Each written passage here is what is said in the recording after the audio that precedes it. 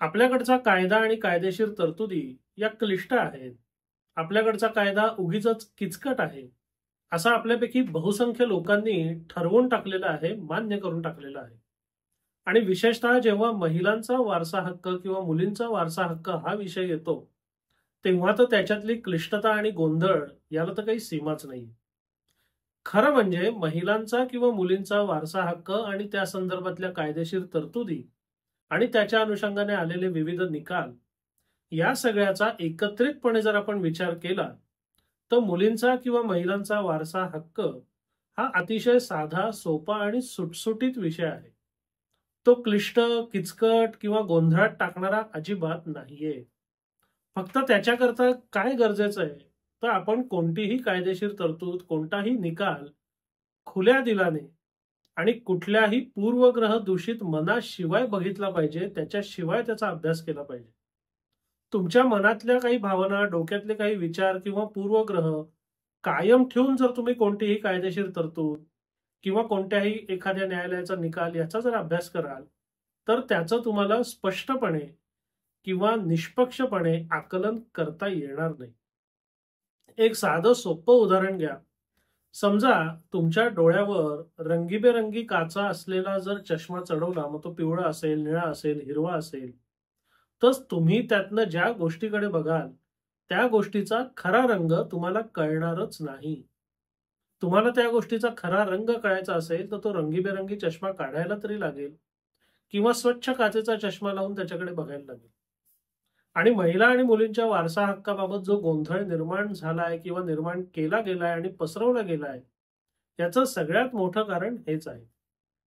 या संदर्भात म्हणजे आमचं जेव्हा बोलणं होतं, तेव्हा विनीता शर्माचा आलेला निकाल आणि गेल्या वर्षी राधाबाई शिर्के या खटल्यात आलेला निकाल, या दोन्ही निकालांबद्दल सर्वसामान्य लोकच कशाला, वकिलांमध्ये सुद्धा फार मोठा संभ्रम आणि गोंधळ आहे, असं मी काही लोकांशी बोललो तेव्हा माझ्या लक्षात आलं. आता विनीता शर्माचा निकाल हा सर्वोच्च न्यायालयाने दिलेला आहे, तो एका वेगळ्या विषयावर आहे. राधाबाई शिर्के खटल्यातला निकाल हा मुंबई उच्च न्यायालयाने दिलेला आहे, तो वेगळ्या विषयावर आहे. आता या दोन्ही खटल्यांची जर तुम्ही सरमिसळ केली आणि त्यातनं जर काहीतरी एकत्रित करण्यातनं तुम्हाला काहीतरी अर्थ काढायचा झाला, तर तुमचा गोंधळ उडणार हे निश्चित आहे. म्हणून आता विनीता शर्मा आणि राधाबाई शिर्के या खटल्यातल्या निकालांचा आपण एकत्रितपणे विचार करूया. दोन्ही खटल्यांच्या निकालामध्ये नक्की काय कायदेशीर तत्व प्रस्थापित झालंय हे आपण लक्षात घेऊया. सगळ्यात पहिले बघूया की विनीता शर्माच्या खटल्याच्या निकालात काय म्हणण्यात आलंय. त्या निकालात न्यायालय असं म्हणतं, the provisions contained in substituted section 6 of Hindu succession act confer status of a co-parsoner on the daughter born before or after the amendment in the same manner as son with same rights and liabilities. म्हणजे कलम 6 मध्ये जी सुधारणा करण्यात आलेली आहे, त्या सुधारणेने मुलांप्रमाणेच मुलींना सुद्धा समान हक्क मिळालेले आहेत आणि त्यांचा जन्म त्या दुरुस्तीच्या आधी झाला किंवा नंतर झाला, याने काहीही फरक पडत नाही. पुढे न्यायालय असं म्हणतं, the rights can be claimed by the daughter born earlier with effect from 9 September 2005 with saving as provided in section 6 as to the disposition, alienation, partition और testamentary disposition which had taken place before 20 December 2004. म्हणजे आता एखादी मुलगी कधी जन्मली याच्याशी तिच्या वारसा हक्काचा काहीही संबंध नाही.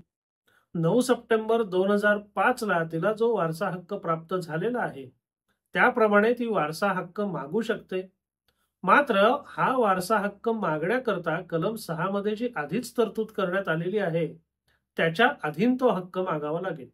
म्हणजे आपण महिला वारसा हक्काची डेडलाईन 20 डिसेंबर 2004 हा जो व्हिडिओ केला, त्याच्यात आपण जी चर्चा केली होती की 20 डिसेंबर 2004 पूर्वी जर एखादी मालमत्ता किंवा अनेक मालमत्ता कौटुंबिक मालमत्तेतनं बाहेर गेल्या असतील, मग ते कुठल्याही प्रकारे जावं, तर त्यामध्ये 2005च्या सुधारणेनुसार नवीन हक्क किंवा मुलींना नव्याने हक्क मागता येणार नाही.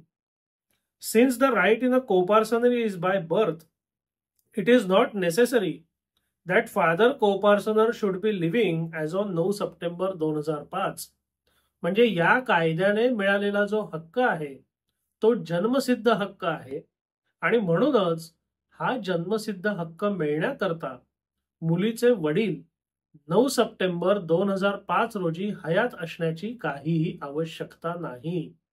म्हणजे विनीता शर्माने स्पष्ट केलेली सगळ्यात महत्वाची गोष्ट हीच आहे की ज्या मुलीच्या वडिलांचं निधन 9 सप्टेंबर 2005 पूर्वी झालं असेल तरी सुद्धा त्या मुलींना त्या कुटुंबाच्या मालमत्तेमध्ये वारसा हक्क मागता येईल.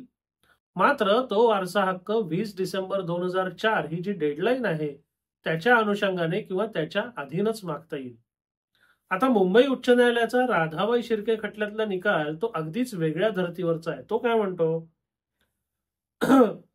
In view of the above, we answer the question referred to us by holding that a daughter would not have any right, either limited or absolute, by inheritance prior to coming into force of the Act of 1956 in property of her deceased father who died prior to 1956. म्हणजे हा जो निकाल आहे तो 1956च्या कायद्याशी संदर्भात आहे. ह्या निकालाने काय स्पष्ट केलेलं आहे की ज्या मुलीच्या वडिलांचं 1956चा कायदा अस्तित्वात येण्यापूर्वीच निधन झालेलं असेल त्या मुलींना 1956च्या कायद्यानुसार वारसा हक्क मागता येणार नाही. आणि 2005 सालची जी सुधारणा करण्यात आलेली आहे ती या 1956च्या कायद्यातच करण्यात आलेली आहे. म्हणून विनीता शर्मा आणि राधाबाई शिर्के हे दोन्ही खटले आणि या दोन्ही खटल्यांचे निकाल हे पूर्णतः भिन्न विषयावर अवलंबून आहेत. पण मला काही लोकांशी बोलताना चर्चा करताना त्यात वकील आले, आमच्याकडचे पक्षकार आले, त्यात असं जाणवलं की विनीता शर्मा आणि राधाबाई शिर्के या दोन्ही निकालांचा एकत्रितपणे अर्थ काढण्याचा काहीतरी विचित्र प्रयत्न केला जातो. बरं, सुदैवाने आणि दुर्दैवाने आता सगळी माहिती इंटरनेटमुळे अगदी सहज उपलब्ध आहे आणि विविध प्रकारची माहिती, साहित्य, व्हिडिओ हे बनवणं आणि पसरवणं हे आता फार सोपं झालंय. आणि दुर्दैवाने एखाद्या माहिती किंवा एखाद्या विषयाची खरीखुरी माहिती, तथ्य असलेली माहिती ही उपलब्धता त्याची फार कमी आहे. पण तथ्यहीन आणि सनसनाटी स्वरूपाची माहिती ही फार जास्त प्रमाणात उपलब्ध आहे. त्यामुळे होतं काय की या माहितीच्या महाजालातनं तुम्हाला बहुतांश वेळेला चुकीची आणि केवळ सनसनाटी स्वरूपाची माहिती मिळते. आणि त्या माहितीच्या आधारे जर तुम्ही तुमचे विचार बनवलेत किंवा तुमची मतं बनवलीत तर ते कुठेतरी चुकत जातं.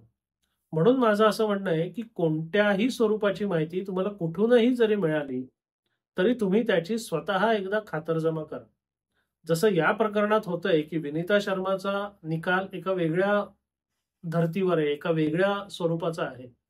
म्हणजे 9 सप्टेंबर 2005चा कायदा लागू होणं आणि त्या दिवशी वडील हयात असणं किंवा नसणं हा त्या निकालातला सगळ्यात महत्वाचा मुद्दा आहे. पण राधाबाई शिर्के हा जो निकाल आहे तो काय म्हणतो की 1956चा कायदा आणि तो लागू झाला त्या दिवशी मुलीचे वडील हयात असणं किंवा नसणं हा पूर्णतः वेगळा विषय आहे. आपल्याला या दोन्ही खटल्यांना एकत्र करता येणार नाही किंवा त्या दोन्ही खटल्यांना एकत्र करून काहीतरी भलता अर्थ काढता येणार नाही. तसं जर आपण केलं तर ते चुकीचं ठरेल. म्हणून माझं असं म्हणणं आहे की महिलांचा वारसा हक्क, मुलींचा वारसा हक्क, त्या अनुषंगाने कायद्यात झालेले बदल, आलेले विविध निकाल हे तसं साधं सोपं आहे. तुम्ही जर त्याच्याकडे तटस्थपणाने जे आहे ते बघायच्या तयारीने जर बघितलं तर त्याच्यामध्ये गोंधळून टाकण्यासारखं काहीही नाही आहे. पण तुम्ही जर सनसनाटी स्वरूपाची माहिती बघत असाल किंवा एखाद्या पूर्वग्रह दूषित भावनेने त्याच्याकडे बघत असाल किंवा त्यातनं तुम्हाला पाहिजे तो सोयीस्कर अर्थ काढायचा या उद्देशाने जर तुम्ही त्याच्याकडे बघत असाल तर त्यातनं तुम्हाला अभिप्रेत असणारा अर्थ हा बहुतांशी चुकीचाच असेल. म्हणून विनीता शर्मा आणि राधाबाई शिर्के हे दोन्ही खटले आणि त्या दोन्ही खटल्यांचा निकाल दोन वेगवेगळ्या गोष्टींसंदर्भात आहे आणि दोन्ही निकाल मुली आणि महिलांच्या वारसा हक्काबाबत अनन्य साधारण महत्वाचे आहेत. म्हणून त्या दोन्हीचा एकत्र विचार करून गोंधळून जाऊ नका. दोन्हीचा स्वतंत्रपणे, तटस्थपणे विचार करा, म्हणजे तुम्हाला गोंधळायला होणार नाही. धन्यवाद.